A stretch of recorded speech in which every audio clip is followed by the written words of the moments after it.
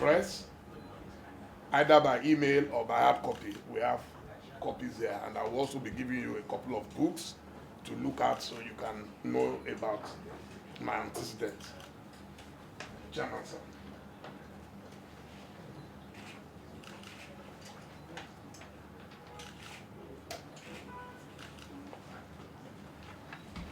Not just to visit, but to notify me of your intention to run for the highest office in the land.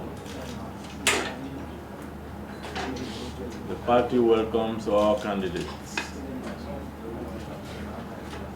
because it shows our party is a great party,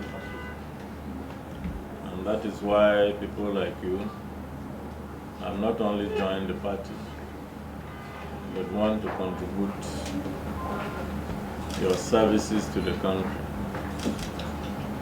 We know the work you have done in the area of the media over the years.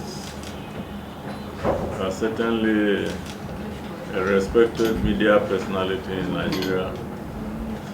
You tried your hands on politics in the past, and I hope you will continue to support the party and work hard to build the party, because for you to run for office, you must have a strong platform.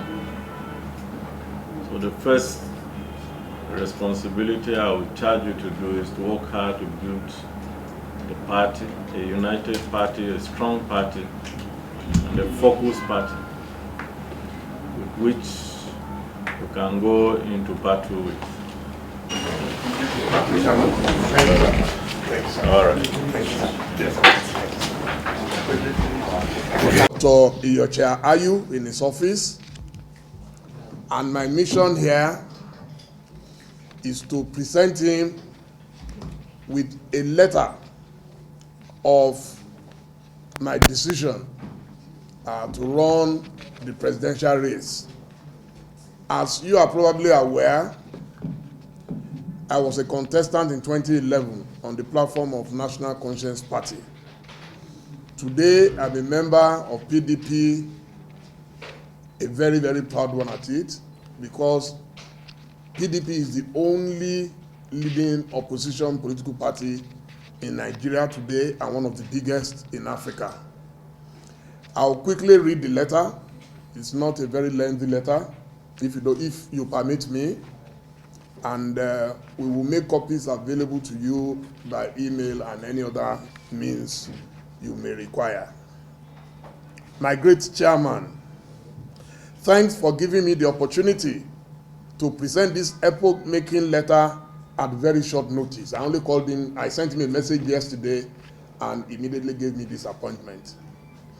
It is a palpable demonstration of your intellectual discipline, simplicity, and cosmopolitan worldview, and our party is fortunate to have such a serious academic and patriot as our chairman at this momentous period in the life of our troubled country.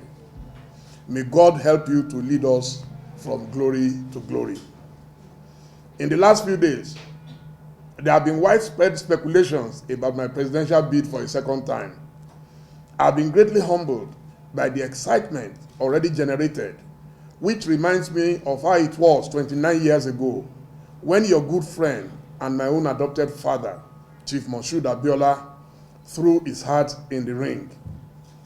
It is very obvious that Nigerians are eager to restore that promise of hope and the accompanying peace and joy that we lost.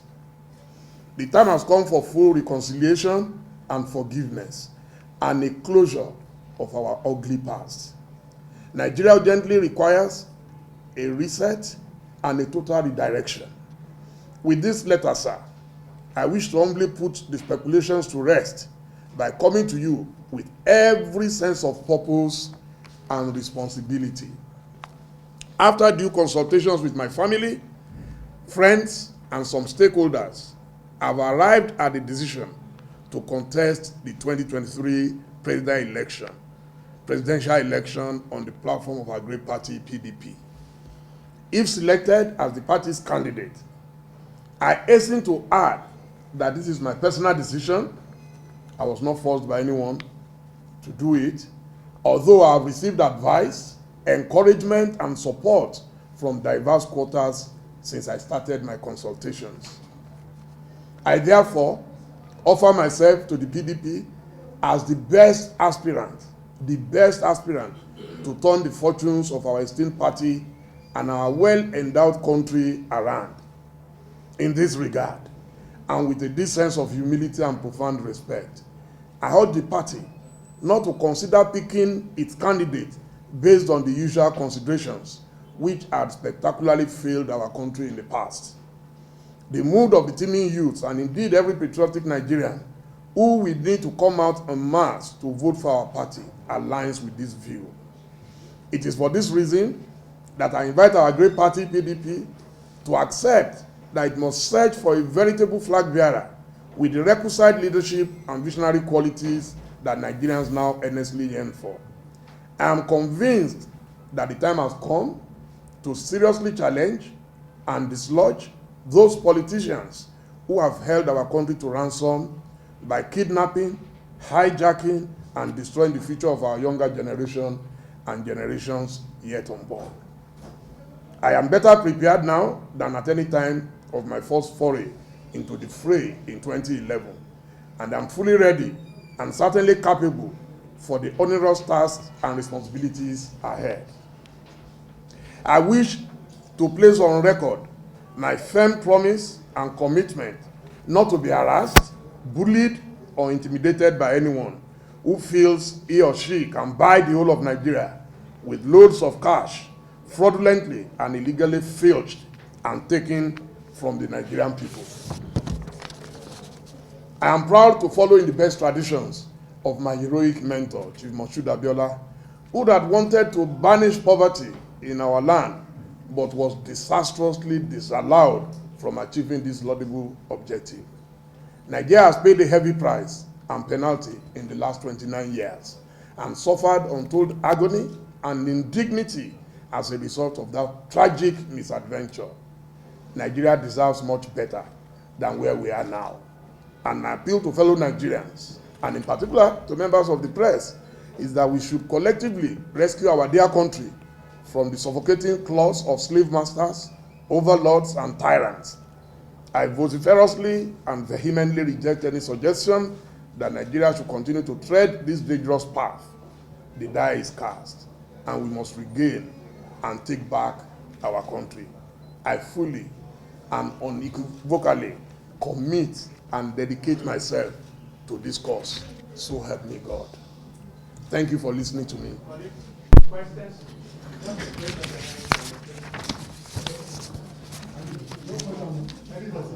Yes, please. My name is Michael Diakos. Yes, sir.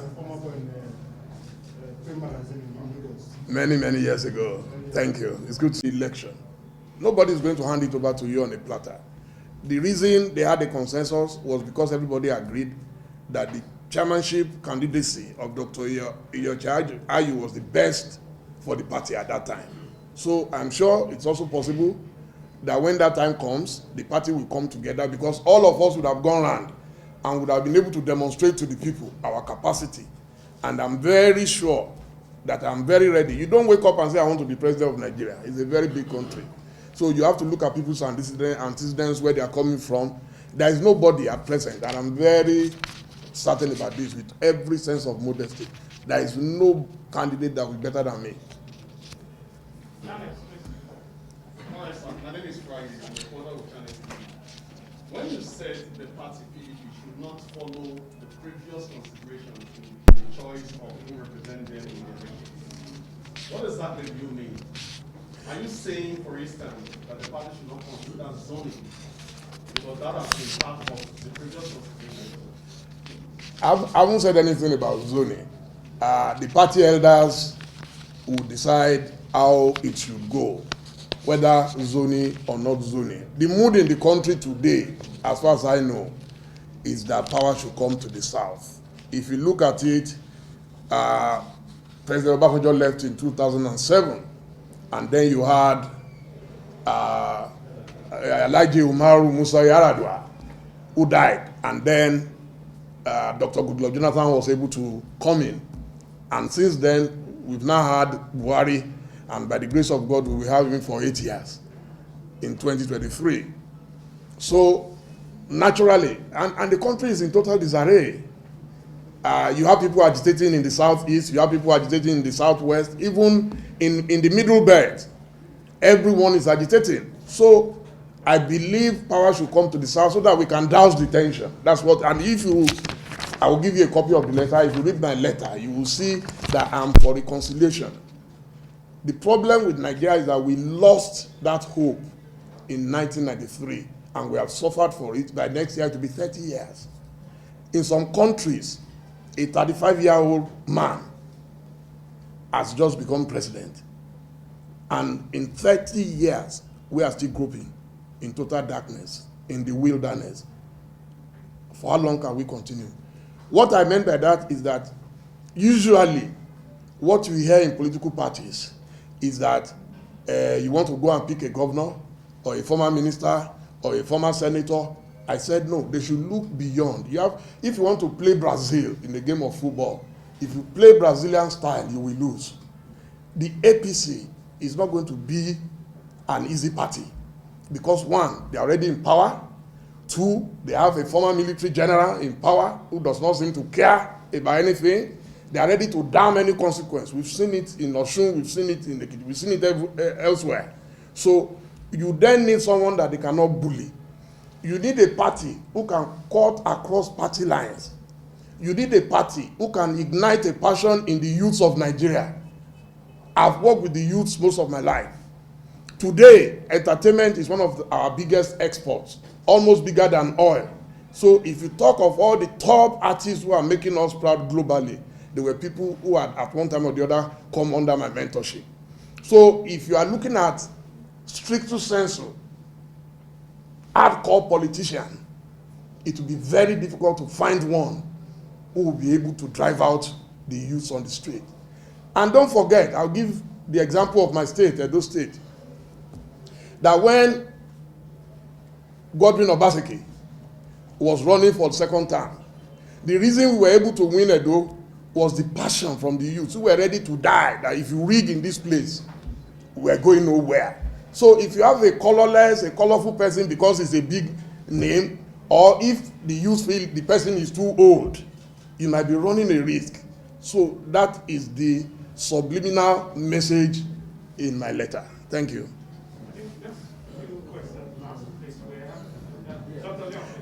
No, if you have the time, I have the time. Okay. Yes, member of APC. The mood of the nation was that Buhari will make a better Nigeria. It's all about our country. What we are doing here is not just about your party, it's also about your country. And if you say that, Alhaji Atiku Abubakar worked against the party, he came back to the party. My very good friend and brother, Alhaji Rabiu Musa Kwankwaso, left the party. The current governor of Sokoto left the party. Dr. Bukola Saraki left the party. In fact, I'm the only outsider. All the other people were previous members who left the party, went away, and came back. Thank you. Family that voted 26,000. I couldn't have amassed 26,000 people nationwide. In fact, I had more votes from northern parts than. The problem then, and I realized my mistake, was that I was operating. I wanted to win a national election from a fringe local party. It is not possible. And that has been my advice to Omoyele Sowore, to Kingsley Moghalu, to Fela Dutoye, and the rest of them, that if you really want to contest the highest office, then you have to go to the highest political parties. And there are only two, APC and PDP. And I chose PDP because APC is already useless. APC has completely ruined our country. Buhari has divided the country beyond imagination. And so the only other option is PDP. And I am proud to join hands and forces with other members of PDP to make sure that we chase them away as far and as quickly as possible. On the issue of the Southeast, there is nobody, quote me, who has campaigned for a Southeast candidacy more than me. But you have to face reality. Sometimes you have to face reality. The reality right now is the candidates are just emerging. But the ones who have emerged, I am not sure they'll be able to do it. I'm working in partnership with a lot of Southeasterners. I cannot say a lot of things in public. Trust me about that. I'm working today.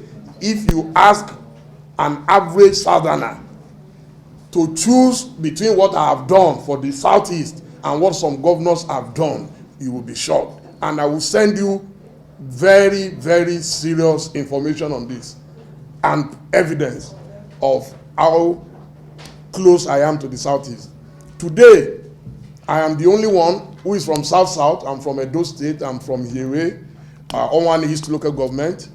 My mother is from Osun State, Bogon. I was born in Ile-Ife. I'm a child of diversity and a child of destiny. So all those things didn't just happen. And if you talk about experience in my career as a journalist, I've risen to the top. If I was a lawyer, I would probably have been double senior advocate of Nigeria. It's only now that people don't respect journalists in Nigeria. All our founding fathers in the past had journalism either as platform or as a profession. From Awolowo to Anthony Enahoro to Nnamdi Azikiwe, even if you walk across to Ghana, the Osagyefo, Kwame Nkrumah, they all had journalism background.